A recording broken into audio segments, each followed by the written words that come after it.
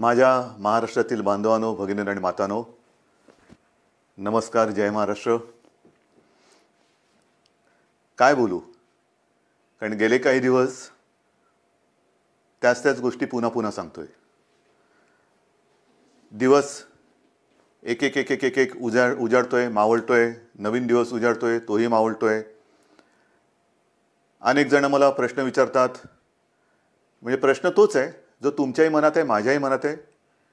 एकूणच हे जे काही युद्ध चालू आहे, मला एका लता दीदींच्या गाण्याची आठवण आली. संपूर्ण जगाची अवस्था सरणार कधी रण,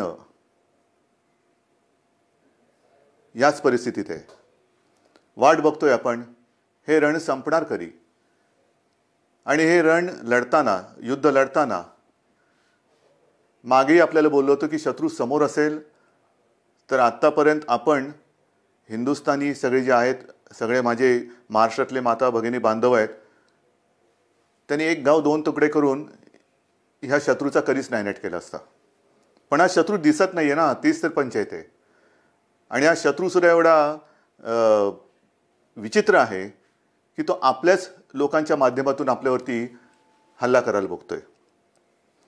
पण तरी देखील आपण सर्वांनी जो एक अभूतपूर्व पराक्रमच, मी म्हणेन, होय पराक्रमच आहे, अभूतपूर्व पराक्रम केलेला आहे की संयम, धैर्य, हिम्मत, जिद्दीने लढतो होता आपण. आणि ही जिद्द, मला खात्री आहे उद्या हे आपलं युद्ध सुरू होऊन, म्हणजे महाराष्ट्राचं 6 आठवडे पूर्ण करतो आपण. 6 आठवडे फार मोठा काळ आहे. गेल्या वेळेला बोललो होतो तेव्हा 5 आठवडे पूर्ण केले होते. आता 6 आठवडे उद्या पूर्ण करू. आकडेवारी काय आहे, महाराष्ट्रामध्ये काय चाललेलं आहे, अनेकांना प्रश्न पडतो. मुंबईत काय चाललंय, महाराष्ट्रात काय चाललेलं आहे. मी नम्रपणाने आपल्यासमोर काही माहिती ठेवतो आहे. याचा अर्थ असं नाही की इतर देशामध्ये इतर राज्य काही कमी करतात, असं नाही आहे. पण आजपर्यंत म्हणजे मी तुमच्याशी बोलतोय, हा आकडा माझा कालचा आहे. त्याच्यानंतर कालची रात्र आणि आत्ता 1 वाजतोय. 1 वाजेपर्यंत आणखीन हा आकडा पुढे सरकलेला आहे. आणि तो आकडा आहे आपण महाराष्ट्रामध्ये किती टेस्ट केलेले आहेत. एक जे काही सगळीकडे काहूर उठतं ना, टेस्ट करा, करतोय आपण टेस्ट. जसं जसं आपल्याला शक्य होतंय तसं आपण या सगळ्या सोयीसुविधा वाढवतो आहोत. आत्तापर्यंत माझ्याकडे जो आकडा आहे, आत्तापर्यंत म्हणजे हा कालचा, मी पुन्हा एकदा सांगतो, काल संध्याकाळपर्यंतचा साधारणतः 66,796, म्हणजे 66,800 पर्यंत ह्या टेस्ट झालेल्या आहेत. त्याच्यामध्ये किमान 95% ह्या टेस्टमधले जे आपल्या व्यक्ती होत्या त्या निगेटिव्ह आलेल्या आहेत. म्हणजे त्यांना ह्याचा प्रादुर्भाव झालेला नाही. 66-67,000 ह्या टेस्ट झाल्यानंतर मग जे चित्र आपल्यासमोर आहे ते हेच आहे की साधारणतः 3,666-67,000 टेस्ट केल्यानंतर त्याच्यात 3,600 हे पॉझिटिव्ह आलेले आहेत. एकूण आत्तापर्यंत त्यातले 300-350 हे कालपर्यंत सांगतोय, ज्यांना ह्याचा प्रादुर्भाव झाला होता त्यांना बरं करून आपण घरीसुद्धा सोडलेलं आहे. आत्तापर्यंतसुद्धा एक आपण समाधान मानू शकतोय की जेवढे काही पॉझिटिव्ह रुग्ण आपल्याला सापडत आहेत त्यांच्यात किमान 70 ते 75% हे अतिसौम्य किंवा ज्यांना अजिबात लक्षणं नाहीत या वर्गात मोडत आहेत. आपल्याकडे जवळपास आज 52 रुग्ण हे थोडेसे मध्यम गंभीर ते अतिगंभीर या वर्गामध्ये मोडत आहेत. आपलं आता लक्ष आहे हे जे गंभीर आहेत त्यांना वाचवणं. पण होतंय काय की काही ठिकाणी आजसुद्धा मला ठिकठिकाणच्या डॉक्टरांकडनं जे काही त्यांच्याशी चर्चा करतोय तर असं समजतंय की बऱ्याच वेळेला अगदी शेवटच्या टप्प्यामध्ये हे रुग्ण आपल्याकडे येतात. म्हणजे आपण काहीच करू शकत नाही. काही केसेसमध्ये तर असे आढळून आलेलं आहे की तो रुग्ण आल्यानंतर त्याचा रिपोर्ट टेस्टला दिल्यानंतर तो जो काय काळ लागतो, टेस्टसाठी जो काय काळ लागतो, रिपोर्ट येण्यासाठी तो लागतोच आहे. तो काय अजून कोणी कमी नाही करू शकलेला. तो रिपोर्ट प्राथमिकता देऊन आपण करून घेतो की हा गंभीर आहे, ह्याचा रिपोर्ट आम्हाला आधी द्या. एक काही अपवादात्मक परिस्थितीत असेही झालेलं आहे की ते रिपोर्ट येण्याच्या आतच त्यांचं दुर्दैवाने निधन झालेलं आहे. आणि म्हणून मला नेहमी हेच तुम्हाला सांगतो आहे आणि सांगायचं आहे की कोणतेही लक्षण, सर्दी, खोकला, ताप हे लपवू नका, घरच्या घरी उपचार करू नका. आपण याची विभागणी केलेली आहे, ज्याला आपण फीवर क्लिनिक म्हणतो. सर्दी, खोकला, ताप यांच्यासाठी दवाखाने पण सुरू केलेले आहेत. ज्यांना ही लक्षणं आढळतील, ही अशी काही ज्याला म्हणतो ना की नुसतं संसर्ग म्हणजे हात लावला तरी झाला असं नाही आहे. जर मास्क लावला, थोडं अंतर ठेवलं तर हे प्रादुर्भावाचा टाळता येतो. पण आपल्यापासून आपल्याला हे लक्षणं दिसत असतील तर लोक वालीत टाकतील का? अशा संस्कृतीचा महाराष्ट्र नाही आहे. एकमेकाला मदत करणारी आपली संस्कृती आहे. आणि म्हणून मी पुन्हा आपल्याला विनंती करतोय की जर का कोणाला अशी लक्षणं आढळली, स्वतःमध्ये अशी लक्षणं वाटली, तर न घाबरता, न पळता, घरच्या घरी न राहता तुम्ही ह्या दवाखान्यात या. जेवढं लवकर आपण याल तेवढं लवकर आपल्यावरती इलाज होईल. आणि मी गेल्या वेळेला सांगितलं होतं की करोना झाला म्हणजे संपलं, असं नाही. आज सुद्धा जे मी तुम्हाला आकडा दिलेला आहे, बरं होऊन म्हणजे काही ठिकाणी तर जवळपास गंभीर झालेली रुग्ण सुद्धा बरे होऊन आपण घरी सोडलेत, म्हणजे त्यांना जाऊ दिलेलं, बरं करून घरी जाऊ दिलेलं आहे. तर असंही आहे, अगदी 6 महिन्याच्या बाळापासून 83, 84, 85 वयाच्या आजीपर्यंत रुग्ण हे बरे झालेले आहेत, बरे होत आहेत. पण वेळेमध्ये आले तर, वेळेत आले पाहिजे. एक गोष्ट मला आणखीन सांगावीशी वाटते की काल मी संध्याकाळी मुंबईतील जे आपले खाजगी दवाखाने आहेत, हॉस्पिटल्स आहेत, किंबहुना स्वतः काही प्रॅक्टिस करणारे डॉक्टर्स आहेत, यांच्यापैकी काही डॉक्टरांशी बोललो. आणि मला समाधान आहेत, हे सुद्धा कुठेही लढायला कमी नाही आहेत. त्यांच्याशी मी स्वतः बोललो, आपले टास्क फोर्सचे डॉक्टर बोलले, महापालिका आयुक्त बोलले. या सर्वांनी एक आपल्याला आश्वासन दिलेलं आहे, विश्वास दिलेला आहे की आज उद्यापासून ह्यांच्या सगळ्या ज्या काही प्रॅक्टिस आहेत, विशेषतः नॉन कोविड पेशंटसाठी, नॉन कोविड म्हणजे ज्यांना कोविड नाही आहे, कोरोना झालेला नाही आहे, असे सुद्धा अनेक रुग्ण, त्यांच्या जुन्या तक्रारी आहेत. कोणाला किडनीचे आजार आहेत, कोणाला हृदयरोग आहे, कोणाला मधुमेह आहे, इतरही काही व्याधी आहेत, काही जणांना अचानक होत आहेत. तर त्यांच्यावरती उपचार करण्यासाठी हे क्लिनिक, हे दवाखाने आणि हे हॉस्पिटल्स ही कोणत्याही परिस्थितीत चालू पाहिजेत. नाहीतर करोना करताना ह्यांच्याकडे दुर्लक्ष झालं तर हाही वर्ग खूप मोठा आहे. त्याच्यासाठी ते आपल्याला मदत करतात. त्या सगळ्यांना मी धन्यवाद देतोय. आणि मी संपूर्ण महाराष्ट्रातील डॉक्टर्सना आवाहन करतोय, विनंती करतो आहे की मुंबईतले डॉक्टर्स तयार झालेले आहेत, महाराष्ट्रामध्ये सुद्धा तयार होत आहेत. पण आता घाबरू नका. तुम्हाला जे काही हवं आहे, जे काय सरकार म्हणून करता येणं शक्य आहे, ते सर्व सरकार म्हणून आम्ही करतो आहोत. काही काळजी करू नका. तुम्हाला अगदी PPE किट पाहिजे असतील, जिथे शक्य आहे, कारण आजही या सगळ्या उपकरणांचा थोडा नाही म्हटलं तरी तुटवडा आहेच. मी उगाच काहीतरी खोटं सांगणार नाही आहे, पण तुटवडा थोडासा आहे. पुरवठा होतो आहे, केंद्राकडनं होतोय. राज्य सरकारसुद्धा जिथून शक्य होईल तिथून हा जो काही उपकरणांचा आपल्याला पुरवठा होऊ शकतोय त्यांना संपर्क करून त्यांच्याकडनं सुद्धा घेतोय. म्हणजे हे होत आहे, परिस्थिती सुधारते, नक्कीच सुधारते. धान्याच्या बाबतीत सुद्धा जवळपास 80-90% लोकांपर्यंत राशन आपण पोहोचवलेलं आहे. भगवा रेशन कार्डच्या बाबतीमध्ये राज्याने जो एक मोठा निर्णय घेतला त्याच्याप्रमाणे वाटप आता येत्या काही दिवसात सुरू होते. आपण त्यांना कमी दराने, सवलतीच्या दराने अन्नधान्य देतो आहोत. केंद्राने सुद्धा, मी मागे जे बोललो होतो किमान आधारभूत किमतीने, त्याच्या बाबतीत सुद्धा ते मदत करतायत. आपल्याला अजून काय करता येणं शक्य आहे ह्याच्याबद्दल विचार करून केंद्राशी आपली बोलणी चालू आहेत. केंद्र सुद्धा आपल्याला मदत करते. महत्त्वाचा मुद्दा काय, अनेकांना असं आजही वाटते की केंद्र सरकार मोफत धान्य वाटते, तुम्ही का नाही देत? मोफत धान्य, केंद्र मोफत धान्य देते, मग तुम्ही का नाही देत? मोफत देत आहे, पण ते आत्तापर्यंत तरी फक्त त्यांनी तांदूळ दिलेला आहे. आणि हा तांदूळ सुद्धा अन्न सुरक्षा जी काही आपली एक योजना आहे त्यातल्या लाभार्थ्यांसाठी आहे. जसजसा तांदूळ येतोय तसं तोही आपण वाटतोय. या तांदूळाबरोबर आपण डाळ आणि गव्हाची मागणी केलेली आहे. कारण नुसता तांदूळ घेतोय तो आम्ही देतोय, पण तांदूळासोबत म्हणजे भाताबरोबर गहू आणि डाळ तर पाहिजे. त्या गहू आणि डाळीची सुद्धा आपण मागणी केलेली आहे. आणि मला विश्वास आहे अजून जरी त्याच्यात काही सुधारणा झाली नसली तरी लवकरात लवकर केंद्र सरकार ही आपली मागणी मान्य करून डाळीचा आणि गव्हाचा सुद्धा पुरवठा आपल्याला करेल. तो जसा येईल तसा तो आपण वितरण करायला त्याची सुरुवात करतोय. एकूणच काय की हळूहळू आता गोष्टी या आपल्याला लक्षात आल्यानंतर त्याच्याही बाबतीत यंत्रणा ही व्यवस्थित काम करते आहे. हे सगळं करताना आता उद्या 20 तारीख आपण तर आपला लॉकडाऊन 30 तारखेपर्यंत आणि केंद्र सरकारने म्हणजे माननीय पंतप्रधानांनी तर 3 मे पर्यंत केलं. चांगली गोष्ट केली. ह्याचं कारण असं की गेल्या काही दिवसामध्ये हे जे काही आकडे आहेत हे केंद्र सरकार सुद्धा बोलते की थोडेसे त्याच्यामध्ये घट होते. महाराष्ट्रामध्ये सुद्धा आणि मुंबईमध्ये सुद्धा मी अद्याप काही बोलणार नाही आहे. गेल्या काही दिवसातले आकडे ह्याची पुन्हा मी एक तपासणी करायला सांगितले की मला खात्रीपूर्वक सांगा. आहे रोजची मला माहिती येते, पण कुठेही भ्रमात आपण राहायचं नाही आहे.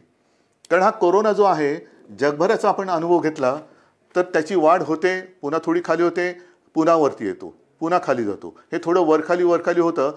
खाली लवकर येईल आणि वर जास्त जाणार नाही ह्याची दक्षता आपल्याला घ्यायची. कुठेही भ्रमात राहून चालणार नाही, गाफील राहून चालणार नाही. आता काय झालं, आला खाली नाही, तो खाली आला आणि आपण गाफील राहिलो तर तो खाली आणि जाऊ रे. तर तसं नको आहे, मला गाफील राहायचं नाही आहे. आज मला महत्त्वाचं जे सांगायचं आहे की 20 तारखेपासून जे काही सगळं ठप्प झालेलं आहे, अर्थचक्र आपलं या करोनाच्या चिखलात रुतलेलं आहे.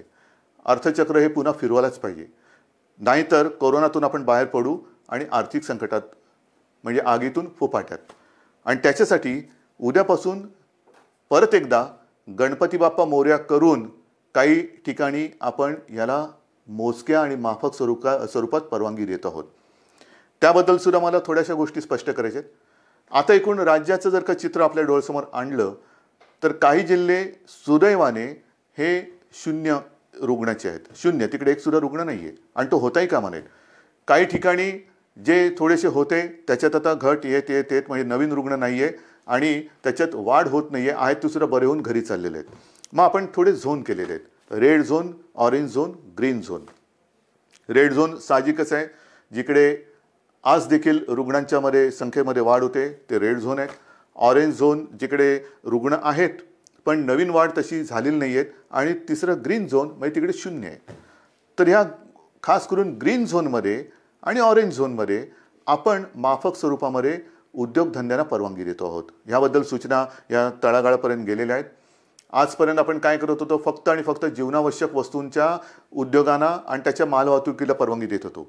आता जिथे जिथे शक्य आहे त्या उद्योजकांना सुद्धा आपण सांगतो आहोत की जर तुम्ही तुमच्या मजुरांची काळजी, कर्मचाऱ्यांची काळजी तुमच्या त्या आवारात घेत असाल, आम्ही धान्य पुरवठा करू, तुमचं रॉ मटेरियल येईल, सगळं काम तुम्ही करा, मजुरांची ये जा होता कामा नये. कारण हे जे काय माल वाहतूक वेगळी आणि व्हायरस वाहतूक वेगळी. आपल्याला व्हायरस वाहतूक नाही करायची, आपल्याला माल वाहतूक करायची. म्हणून माल चालू राहील, त्याची वाहतूक चालू राहील, पण व्हायरस बंदी ही राहणारच. व्हायरसची वाहतूक होणार नाही. ही व्हायरसची वाहतूक ही कळत नकळत होते आहे. आणि म्हणून आता मला कोणताच धोका पत्करायचा नाही आहे, अजिबात नाही आहे. जे तुम्ही आत्तापर्यंत सहकार्य केलेत मला माहिती आहे खूप कठीण आहे. काही न करता शांत बसून राहायचं ह्याच्यासारखी दुसरी मला नाही वाटत दुसरी कोणती शिक्षा असेल. पण ती शिक्षासुद्धा तुम्ही एक तुमचं कर्तव्य म्हणून भोगता आहात, सोसता आहात. तुम्ही शिस्त पाळताना मी दुसऱ्याला शिस्त नाही मोडू देणार, अजिबात नाही. कारण ती आता परवडणार नाही आपल्याला. आणि त्याकरता आपण ह्या काही गोष्टी सवलती म्हणा किंवा थोडीशी एक हातपायाची म्हणजे बराच वेळ अंग आखडून गेल्यानंतर हळूहळू आपण सुरू करतो ना, तसं सुरू करायचं आहे. एकदम उठून उड्या मारायला लागला तर पुन्हा काहीतरी व्हायचं. तर तसं नाही, हळूहळू शिथिलता आणत आपण पुन्हा पूर्वपदावरती यायचं आहे. आणि त्याच्याकरता या काही ज्या मुभा म्हणतोय त्या आपण देतो आहोत. त्याच्यामध्ये साहजिकच आहे, शेती आणि कृषी याच्यात पहिलेही बंधन नव्हतं, आताही नाही, राहणार नाही. जीवनावश्यक वस्तू, त्यांचा पुरवठा, त्यांचं उत्पादन ह्याच्यात कुठेही एक रुकावट येणार नाही. इतरही काही ज्या काही गोष्टी आहेत त्याची सुद्धा वर्गवारी केलेली आहे. केंद्राकडनं सुद्धा आत्ताच एक सूचना आलेली आहे, सूचनाची नियमावली आलेली आहे, त्याच्याप्रमाणे सुद्धा काही होईल. म्हणजेच काय की एक लक्षात घ्या की जिल्ह्याच्या विषयी आपण उघडत नाही आहोत, अजिबात नाही. या जिल्ह्यातून त्या जिल्ह्यात जायला अजूनही परवानगी दिलेली नाही. फक्त माल वाहतूक होत राहील, पण आपण तर घरातच राहायचं आहे. जिल्ह्यातल्या जिल्ह्यात जिथे म्हणजे हे जिल्हे जिथे त्याच्यात काही 0 आहे, ग्रीन झोन आहे, तिथल्या तिथे म्हणजे तिथे आता कोरोना नाही आहे, त्याच्यात आपण तिथल्या तिथे ये जा करायला देतोय. दुसऱ्या जिल्ह्यात त्या जिल्ह्यात देतोय, पण ह्या जिल्ह्यातली माणसं त्या जिल्ह्यातली माणसं ह्या जिल्ह्यात हे आता तरी आपण होऊ देत नाहीये. किमान 3 मे पर्यंत तरी ही बंधन आपल्याला पाळायचे. आणि हे करताना मला साहजिक आहे की काही जणांच्या मनासारखं होतंय, ते आपल्याला आशीर्वाद देत आहेत, माझं कौतुक करतायत, उद्धवजी चांगलं काम करतायत. काही जणांच्या मनासारखं होत नाही आहे, साहजिकच आहे, ते माझ्यावरती थोडेसे रागावले असतील. खास करून मी माझ्या पत्रकार बांधवांना सांगतोय, पत्रकार बांधव, कारण काल आपण एक नियम सगळ्यांना सांगितलं की वृत्तपत्रांवरती बंदी नाही आहे, अजिबात नाही आहे. वृत्तपत्र ही जसं आपण पेपर स्टॉल म्हणतो तिथे उपलब्ध करायला काही हरकत नाही आहे, पण खास करून मुंबई पुणे जिथे रेड झोन आहे तिथे मात्र घरोघरी वृत्तपत्र आज तरी टाकू देणं हे मला योग्य वाटत नाही आहे. मला कोणाशी वाद नाही करायचा की याने काय होतं त्याने काय होतं, नाही. कदाचित माझी भीती अनाठही असेल, भीती अयोग्य असेल. मला कोणी वाईट म्हणतील म्हणू देत, मी महाराष्ट्रासाठी वाईटपणा घ्यायला तयार आहे, जरूर तयार आहे. जर माझ्या महाराष्ट्राचं भलं होणार असेल आणि त्याच्यासाठी मी वाईट ठरत असेल तर मी वाईटपणा घ्यायला तयार आहे. अत्यंत नम्रपणाने, जसं तुम्ही माझं कौतुक करता तसंच हा वाईटपणासुद्धा मी स्वीकारायला तयार आहे. पण कृपा करून आत्ता ह्या आणीबाणी म्हणजे हे आरोग्यविषयक आणीबाणी असताना त्याच्यात मला कोणताही धोका घ्यायचा नाही आहे.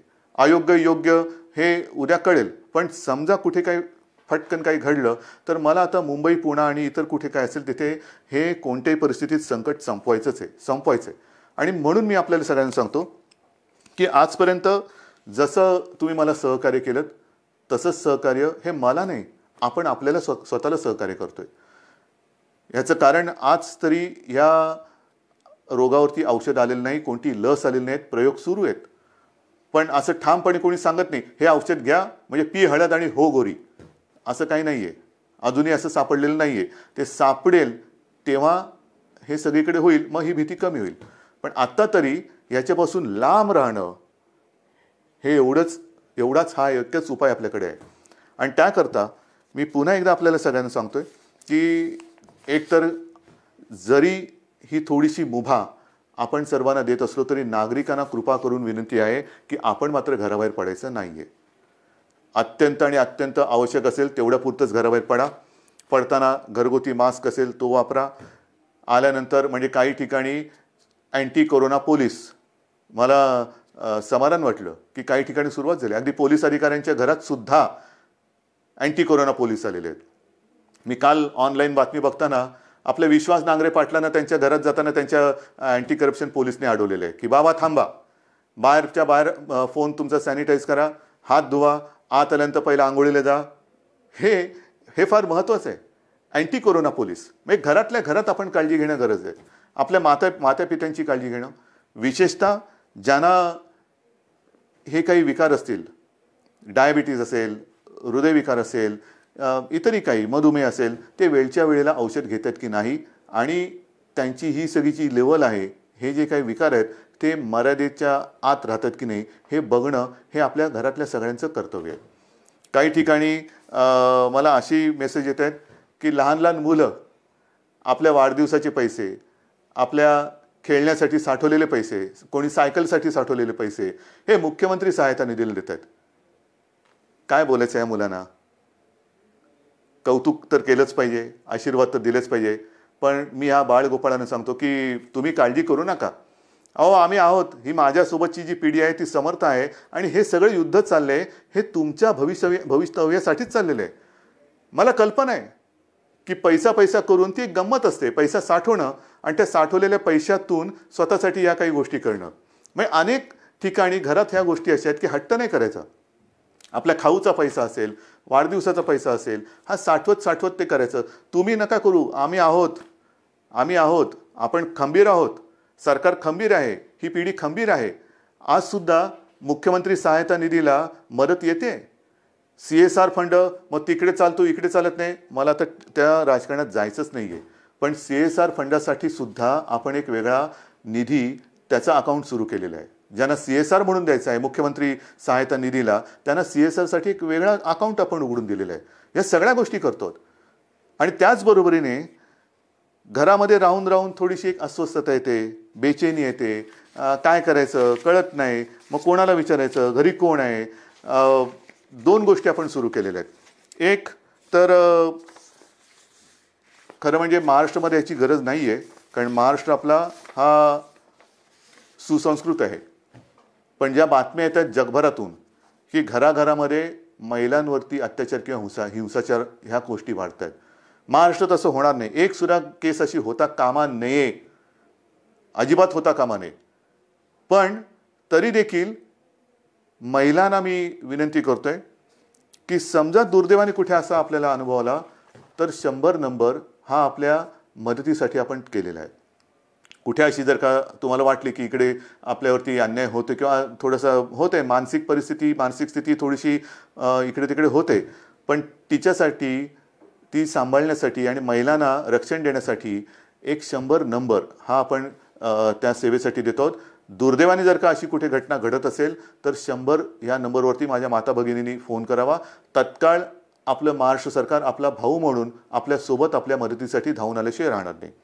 आणि हे सांगत असताना मी आणखीन 2 नंबर आपल्याला सांगतोय, कारण इतके दिवस घरी राहिल्यानंतर मन अशांत होणार, मनात बेचैनी वाढणार, एकटेपण वाटणार, काय करावं कळत नाहीये, थोडंसं वैफल्य वाटणार. मग काय करायचं?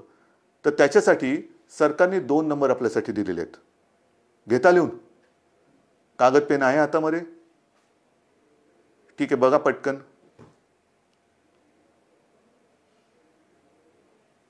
घ्या लिहून. पहिला नंबर आहे तो मुंबई महापालिका आणि बिर्ला. अनेक स्वयंसेवी संस्था आपल्याला विविध रूपाने मदतीला येत आहेत. कोणी अन्नधान्य देत आहे, कोणी पैसे देत आहे, कोणी उपकरणं देत आहे, काही या सेवा देत आहे. त्याच्यामध्ये बिर्ला आणि मुंबई महापालिका ह्या दोघांनी मिळून एक सेवा सुरू केलेली आहे. नंबर नीट लिहून घ्या. 1800 लिहिलात? 1800 120 820050. पुन्हा एकदा सांगतो. 1800 120 820050. हे मुंबई महापालिका आणि बिर्ला यांच्या सौजन्याने आहे. दुसरा नंबर जो आहे त्याच्यामध्ये आपला आदिवासी विभाग आहे. त्या आदिवासी विभागाने एक जबाबदारी घेतली, त्यांना सुद्धा धन्यवाद देतो. त्यांच्यासोबत प्रोजेक्ट मुंबई ही एक संस्था आहे आणि दुसरी प्रफुल्ला. ह्या तीन जण मिळून त्यांनी सुद्धा ही एक सेवा सुरू केलेली आहे. तोही नंबर देतो. तो नंबर घ्या. 1800 बरोबर आहे. 1800 102 4040. सांगू परत? घ्या. 1800 102 4040. तर असं हे आपण जे काय करता येणं शक्य असेल ते करतोय. पण तूर्त 3 मे पर्यंत बाकी सगळ्या गोष्टी ह्या लॉकडाऊनमधल्या तशाच बंद राहतील.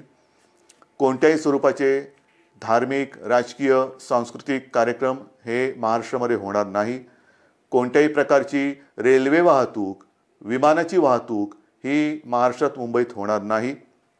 वृत्तपत्र माझ्या बांधवांना त्यांना सांगतोय की काल मी काही जबाबदार संपादकांशी आणि व्यक्तींशी बोललो. त्यांच्याशी त्यांना नीट समजून सांगितल्यानंतर त्यांनाही हे लक्षात आलेलं आहे. येत्या 2-3 दिवसात मुंबई पुन्हा वगळून इतरत्र महाराष्ट्रामध्ये आपण काय करू शकतो त्याच्याबद्दल आपण निर्णय घेतो आहोत. काळजी करू नका. सगळ्यांनाच कामं करण्याची इच्छा आहे. कोणालाच असं वाटत नाही आहे की हे बंधन आपल्याला फार हितकारक आहे. अजिबात नाही आहे. शेवटी बंधन टाकणं ही आनंदाची नाही तर अत्यंत क्लेशकारक गोष्ट असते. तुम्हाला मी उलटं मुख्यमंत्री म्हणून आणि सरकार म्हणून आमचं काम असं आहे की जास्तीत जास्त स्वातंत्र्य, एक मोकळेपण हे आपल्या जनतेला द्यावं, आनंद त्यांना द्यावा. पण ही परिस्थिती अशी आहे की सगळ्यांना बंधन आणण्याची एक विचित्र परिस्थिती या सरकारवरती आणि संपूर्ण जगावरती आलेली आहे. मला खात्री आहे की ह्या सगळ्या गोष्टी आपण समजून घेत आहात. समजून घेतल्या नसत्या तर तुम्ही सहकार्यच केलं नसतं. विशेषतः जे इतर राज्यातले मजूरसुद्धा आहेत त्यांनी सुद्धा आता सहकार्य करण्याचं एकूण मला दिसतंय की ठरवल्यासारखं आहे, कारण ते सुद्धा शांत झालेले आहेत. त्यांच्यासाठी मी पुन्हा बोलतो कि केंद्र सरकार के साथ हमारी बात चल रही है. आने वाले कुछ ही दिनों में मुझे पक्का भरोसा है, विश्वास है कि कुछ ना कुछ तो रास्ता निकल कर आएगा. और आप चिंता मत करो, महाराष्ट्र में आहिस्ते आहिस्ते हम काम शुरू करने जा रहे हैं. अगर संभव है तो आप आइए, काम पर लौट आइए, आपकी रोजी रोटी चालू रहेगी. और जिस दिन ये माहौल है ये ख़त्म हो जाएगा, मैं आपको वचन देता हूँ कि आपके घर तक महाराष्ट्र सरकार आपको पहुँचाएंगी. लेकिन हम चाहते हैं कि आप जब भी घर जाएंगे पूरा परिवार आपका वहाँ होगा, आप यहाँ हैं. ये अच्छी बात नहीं है, मैं भी मानता हूँ, समझता हूँ, लेकिन जब भी आप घर लौटेंगे एक खुशी खुशी जाओ, डर कर नहीं जाना. वो भी डरे हुए हैं, आप भी डरे हुए हैं. आप उनको बता दीजिए हमारे महाराष्ट्र में हम हैं, महाराष्ट्र की सरकार हमारा अच्छा ख्याल रख रही है. आप हमारी चिंता ना करें, आपकी भी चिंता, वहाँ की सरकार आपका ख्याल रख रही है, तो आप भी चिंता ना करें, लेकिन सब संभल कर रहिए. ये दिन कुछ ही दिनों का सवाल है, ये भी दिन निकल जाएंगे और फिर से मुझे पक्का भरोसा है खुशी की दिन लौट आएंगे. और इन शब्दों के साथ सबको मैं आभार व्यक्त करता हूँ, धन्यवाद देता हूँ. सगळ्यांना जय हिंद, जय महाराष्ट्र. लढायचंच आणि जिंकायचंच.